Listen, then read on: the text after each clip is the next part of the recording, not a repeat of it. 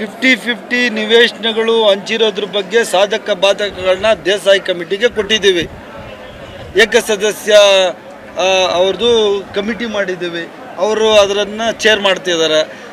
PN Desai ಅವರವರು ಏನು ನಮಗೆ ರಿಪೋರ್ಟ್ ಕೊಡ್ತಾರೆ ಆ ರಿಪೋರ್ಟ್ ಮೇಲೆ ನಾವು ಕ್ರಮ ತಗೋತೀವಿ. ಇವತ್ತು ಸಹ ಉಡಾದ ಅಧಿಕಾರಿಗಳ ವಿಚಾರಣೆ ಮಾಡುವಂಥದ್ದು ಒಂದು ಕಡೆ ತಮ್ಮ ಮೇಲೆ ಮತ್ತು ಪಾರ್ವತಿ ಅವರ ಮೇಲೆ ಇರುವಂಥದ್ದು ಅದಕ್ಕೆ ವಿಸ್ತರಣೆ ಆಗಿದೆ. ನೋಡಿ, ನನಗೆ ಈ ದೇಶದ ನ್ಯಾಯಾಂಗದ ಬಗ್ಗೆ ನನಗೆ ನಂಬಿಕೆ ಇದೆ, ಸಂವಿಧಾನದ ಬಗ್ಗೆ ನಂಬಿಕೆ ಇದೆ.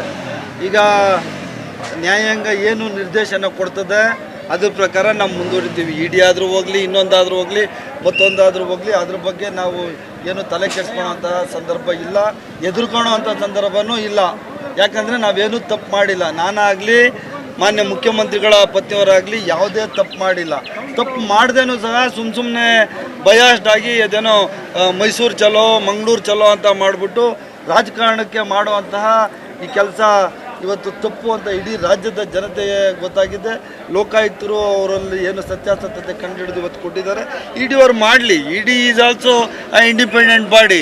ಅವರು ಸಹ ತನಿಖೆ ಮಾಡಲಿ. ಕೋರ್ಟ್ ಏನು ತೀರ್ಮಾನ ತಗೋತದೋ ಆ ತೀರ್ಮಾನದ ಮೇಲೆ ನಾವು ಮುಂದೆ ಹೋಗ್ತೀವಿ ಅಷ್ಟೇ.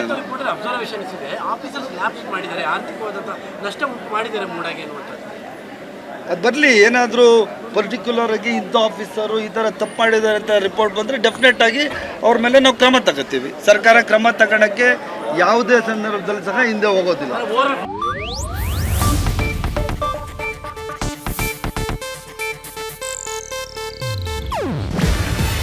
ಇದು ಏಷ್ಯಾನೆಟ್ ನ್ಯೂಸ್ ನೆಟ್ವರ್ಕ್ ಪ್ರಸ್ತುತಿ.